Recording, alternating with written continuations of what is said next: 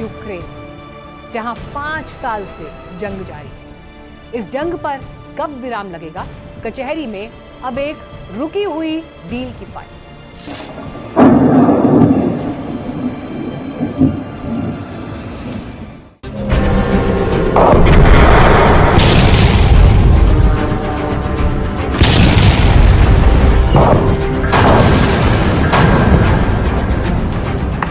इन तस्वीरों को देखकर आप अंदाजा लगा सकते हैं कि यूक्रेन का यह हमला कितना भयानक था। ऑयल रिफाइनरी का ऊपरी हिस्सा कई फीट ऊपर उड़ गया। लोग बदहवास होकर भागते नजर आए। एक यूक्रेनी ड्रोन इंटरसेप्ट हुआ, लेकिन बिल्डिंग से जा टकरा।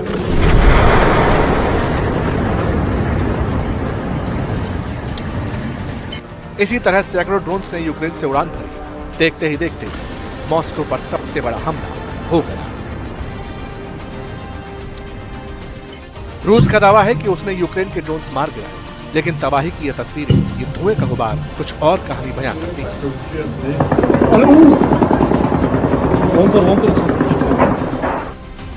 खुद यूक्रेन के विदेश मंत्रालय ने बताया कि रूस की शान माने जाने वाले मॉस्को पर हमला किया है। कहा गया है मॉस्को की ऑयल रिफाइनरी को एक ही हफ्ते में दूसरी बार टारगेट किया गया। इसी रिफाइनरी से मॉस्को का 40% पेट्रोल और 50% डीजल सप्लाई होता था। मॉस्को के अलावा रोस्तोव इलाके और यूक्रेन के उन इलाकों को भी टारगेट किया गया जो फिलहाल रूसी नियंत्रण में। दावा यह तक किया गया कि रूस के सैन्य तंत्र और युद्ध को चलाने में मदद करने वाली तमाम फैसिलिटीज अब यूक्रेन की पहुंच से दूर नहीं है। यूक्रेन के लॉन्ग रेंज सैंक्शंस और मिड रेंज स्ट्राइक्स पूरी तरह सटीक और प्रभावी साबित हो रहे हैं। फिर यूक्रेन ने दोहराया कि इस युद्ध को खत्म करने का समय पहले ही आ चुका है। अब रूस को पीछे हटकर, जिद छोड़कर डिप्लोमेसी के लिए जरूरी कदम उठाने चाहिए। हमने पुतिन को ऐसी किसी भी जगह मिलने का प्रस्ताव दिया जहां युद्ध खत्म करने के लिए असल फैसले लिए जा सकें। वो ऐसा नहीं चाहते। हमने अमेरिका और फ्रांस के साथ G7 के दौरान रूस के साथ बैठक की संभावना पर चर्चा की,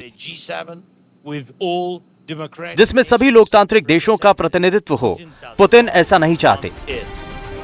यूक्रेन वक्त वक्त पर रूस को यह दिखा रहा है कि वो अब सीजफायर चाहता है, लेकिन पुतिन कहते हैं कि युद्ध विराम तो उनकी शर्तों पर ही होगा। बात फिर अटक जाती है और फिर आसमान में मिसाइल और ड्रोन नजर आते हैं, जैसा इस बात में। अल जजीरा की रिपोर्ट कहती है कि कुल मिलाकर यूक्रेन ने करीब 1000 ड्रोन दागे, जिनमें 200 से ज्यादा अकेले मॉस्को में दागे। अब मॉस्को कहता है हमले का बदला दिया जाएगा। पुतिन के निर्देश क्लियर है। मैं ये बात जानता हूँ कि सिर्फ बातों से काम नहीं चलता और ये कोई इत्तेफाक नहीं है। जब राष्ट्रपति ने कुछ वक्त पहले ये साफ कर दिया कि कीव के खिलाफ सुनियोजित हमले जारी रहें, जिससे यूक्रेन की युद्ध क्षमता पर सीधा असर पड़े, सुप्रीम कमांडर इन चीफ ने हमें ये काम सौंपा है और हम इसे पूरा करते रहेंगे। नोट करने वाली बात यह है कि यह अटैक उस वक्त किया गया जब रूस कजान शहर में आसियान समिट की मेजबानी कर रहा है। इससे पहले जब जून के पहले हफ्ते में सेंट पीटर्सबर्ग में वैश्विक सम्मेलन हुआ था, तब भी यूक्रेन ने ड्रोन हमला किया था और दावा किया था कि हमारी रेंज बढ़ चुकी है। पुतिन का किला भी महफूज नहीं।